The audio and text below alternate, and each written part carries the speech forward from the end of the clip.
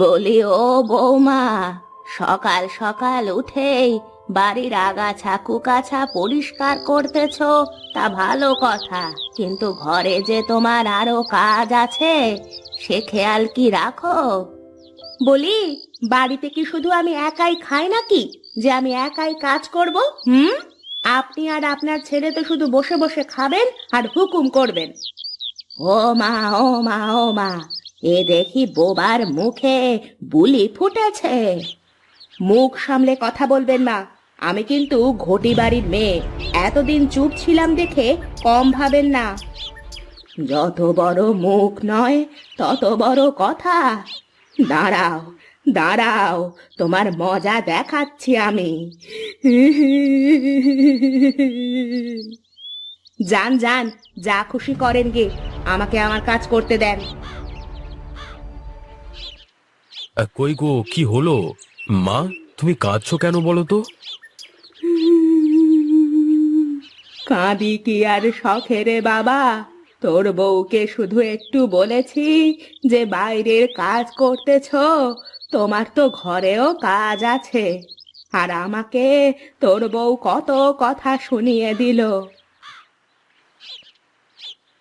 শোনো, তোমাকে কোনো কিছু বলতে হবে না, যা বলার আমিই বলে দিয়েছি। এখন তোমার মায়ের কথা শুনে আমাকে কিছু বলতে আসলে কিন্তু এক্ষুনি আমি আমার সবকিছু নিয়ে বাপের বাড়ি চলে যাব। যাও না, যাও, আমি আবার আমার ছেলেকে বিয়ে দিয়ে নতুন বৌমা ঘরে আনবো। এই বুড়ো ভূতটাকে কে বিয়ে করবে শুনি? আপনার আর আপনার ছেলের 7 জন্মের ভাগ্য যে আমার মতো একটা বউ পেয়েছেন। ওরে প্রতাপ, দেখ দেখ, তোর বউ তোরই সামনে আমাকে কিভাবে অপমান করলো। আমার এ জীবন আর আমি রাখবো না, চললাম আমি। কোথায় যাবে মা তুমি? যেদিকে দু চোখ যায় সেদিকে চলে যাব। আমি এ বাড়িতে না থাকলেই তো মানুষের ভালো।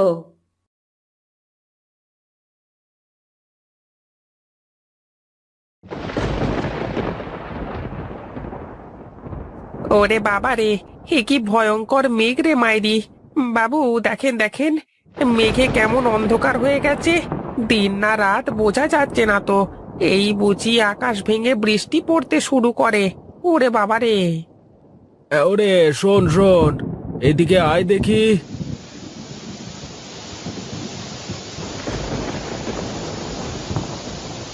আমি আপনাকে বললাম না বাবু, এ দেখেন দেখেন, কেমন শন শন শব্দ হচ্ছে, আকাশ ফুটো হয়ে বৃষ্টি পড়া শুরু হয়েছে। ও হ্যাঁ, বৃষ্টির কথা মনে পড়তেই চা খেতে খুব ইচ্ছে হচ্ছে। বলি, আমার জন্য 1 কাপ চা করে আনতো হরি। চা কি করে বানাবো বাবু, ঘরে যে একটুও চিনি নেই। মরণ! বলি, এত চিনি যায় কোথায়? কালই না আধা কেজি চিনি নিয়ে আসলাম। হ্যাঁ বলি বাবু, সব সময় চিনি খেলে কি আর চিনি থাকে? এখন আর কিছুই করবার নেই। কিছুই করবার নেই মানে? যে করি হোক, তুই আমার জন্য চা নিয়ে আয়। এই নে টাকা। এই বৃষ্টির মধ্যে কোথায় চা পাবো বলতে পারেন? কেন, ওই গায়ে কি চায়ের দোকানের অভাব পড়লো নাকি? না, তা বলিনি, কিন্তু এই ঝুম বৃষ্টির মধ্যে কাউকে পাবো কিনা কে জানে।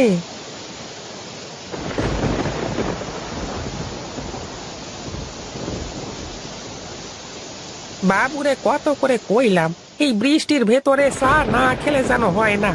যা বড় বড় বাস পড়ছে, কে জানে কখন একটা আমার মাথার উপরে পড়ে এখানেই কেল্লা ফতে না হয়ে যায়। ওরে বাবা রে, রাস্তাঘাটে কি পিছল হয়েছে রে বাবা! একবার যদি পড়ি তাহলে এ জন্মের মতো কোমরটা নিয়ে আর উঠতে পারবো নিকো। সাবধানে পা ফেলতে হবে, সাবধানে।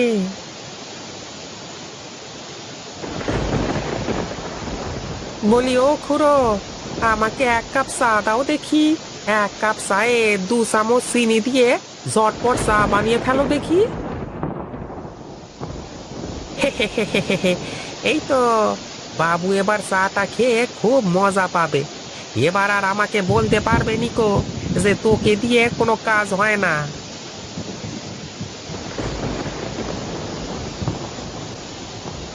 এই কেলো পড়েছে রে, সব চা পড়ে তো শেষ, এখন কি করি?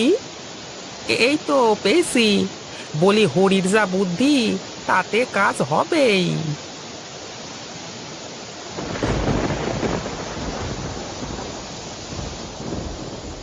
কি রে, তোর এই অবস্থা হলো কি করে?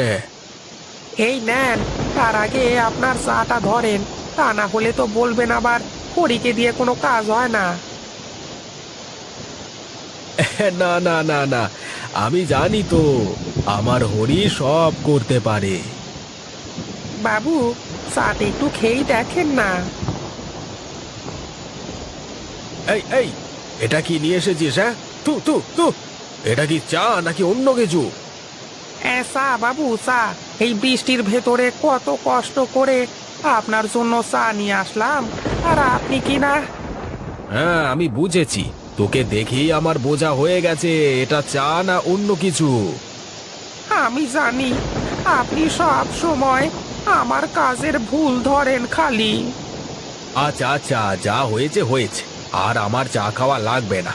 এবার তুই একটা কাজ কর, যা গা ধুয়ে আসকে যা, আর শোন এই কাপটা নিয়ে যা। আহা, কি বৃষ্টি! এই বৃষ্টি দেখলেই আমার কেমন কবি কবি ভাব চলে আসে। হ্যাঁ বেশ তো, আপনি হলেন স্বভাব কবি বাবু। তা বলে ফেলেন দেখি একটা খনার বসন। ওরে হরি, আমার প্রতিভা নিয়ে ঠাট্টা করিস নে। তুই তো জানিস আমি পারি না এমন কিছুই নেই। হ্যাঁ হ্যাঁ, তা বেশ জানি। প্রতাপদার বাড়িতে গিয়ে যে রান্নার নামে বিষ পাক করেছিলেন, সেই কথা কি মনে আছে? গায়ের সবাই আপনার ওই রান্নার খাবার খেয়ে পেট খারাপ করেছিল। আহা, তুই বড্ড বেশি কথা বলিস হরি, তোকে নিয়ে যে আমি কি করব। তো শোনান দেখি আপনার সেই বৃষ্টির ছড়া। হ্যাঁ, তবে শোন রে হরি, ঘন কালো মেঘে ছায়া আকাশের পানে আমি চেয়ে আছি মুগ্ধ নয়নে, এক্ষুনি নামবে বুঝি বাদলের ধারা, অবিরত এ ধারা যেন নাহি করে ছলা। এক পশলা বৃষ্টিতে ভিজে পথিকে বলে সিক্ত নয়নে, অঝরে ঝরছে দেখো সুহাসিনীর কান্না। সাব্বাস বাবু, সাব্বাস সাব্বাস। আচ্ছা বাবু, আপনাকে কেউ ওই টিভিতে অভিনয় করতে নেয়নি ক? ওরে পাগল, আমি যদি সিনেমা করতে যেতাম তাহলে তুই কাজ করতিস কার কাছে শুনি? তা তো ঠিকই, তা তো ঠিকই, আমি কাজ করতাম কার কাছে? হ্যাঁ শোন হরি, এই যা আমার জন্য গরম গরম তেলে ভাজা বানিয়ে নিয়ে আয় দেখি, বেশ মজা করে খাওয়া যাবে আজকে। এই কে কে কে, এই দেখ তো হরি, কে এমন করে দরজা ধাক্কা দেয়? ও, দেখছি দেখছি গো, এমন করে ধাক্কা দিচ্ছে যেন দরজা ভেঙে ঢুকে পড়বে ঘরে। হ্যাঁ, এ কি মাসি, তুমি এই বৃষ্টি বাদলার মধ্যে তুমি কোনো কিছু না বলে চলে আসলে যে? কেন রে, আমি আসাতে কি তুই বিরক্ত হচ্ছিস?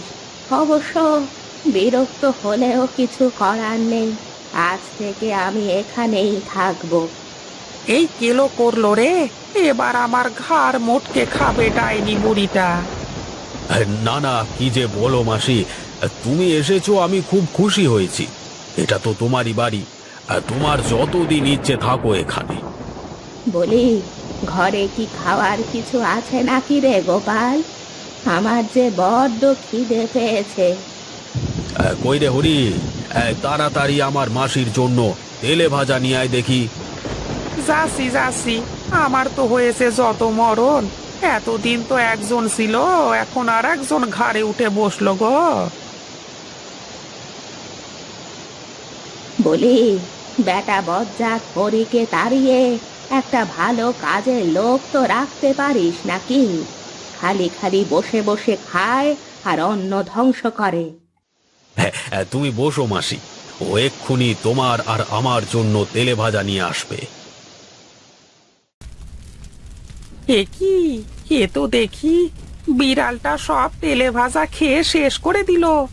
মাত্র কয়েকটা তেলে ভাজা পড়ে আসে গো। হায় হায় হায় হায়, এখন আমি কি যে করি, কিছু একটা করতেই হবে।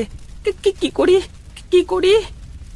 হ্যাঁ, পেয়েছি পেয়েছি, এবার দেখি কি করে বাবু আমাকে বকে। এই তো, এবার এগুলো দেখে বাবু বুঝতেই পারবে না এটা কিসের তেলে ভাজা, আর ওই বুড়ি তো বুঝবেই না।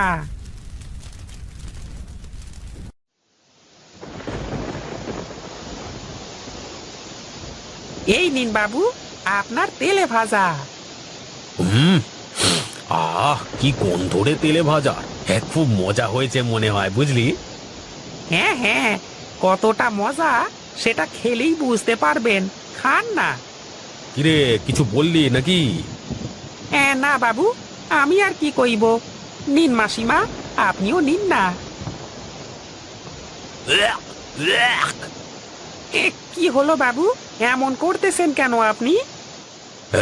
বলি, এই তেলে ভাজা কি দিয়ে বানিয়েছিস শুনি?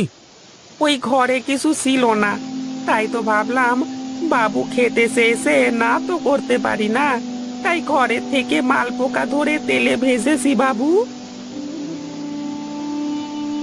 ওয়াক, থু থু থু, ছি ছি ছি গোপাল, এই হরি আমাকে পোকামাকড় খাইয়ে দিল। এখানে থাকলে তো কবেই বিষ খাইয়ে মেরে ফেলবে।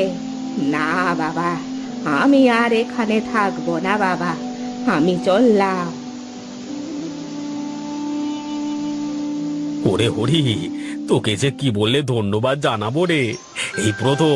এই প্রথম একটা ভালো কাজ তোকে দিয়ে হলো, বুঝলি? বাবু, আমাকে দিয়ে সব কাজই হয়, খালি করিয়ে নিতে হবে তো। ওরে, তোকে যে আমি তোর চেয়েও ভালো করে চিনি। নে নে, এবার চল দুজনে বাইরে গিয়ে তেলে ভাজা খেয়ে আসি। সত্যি বলছেন বাবু? আমাকেও নিয়ে যাবেন আপনার সাথে? আরে হ্যাঁ হ্যাঁ, চল।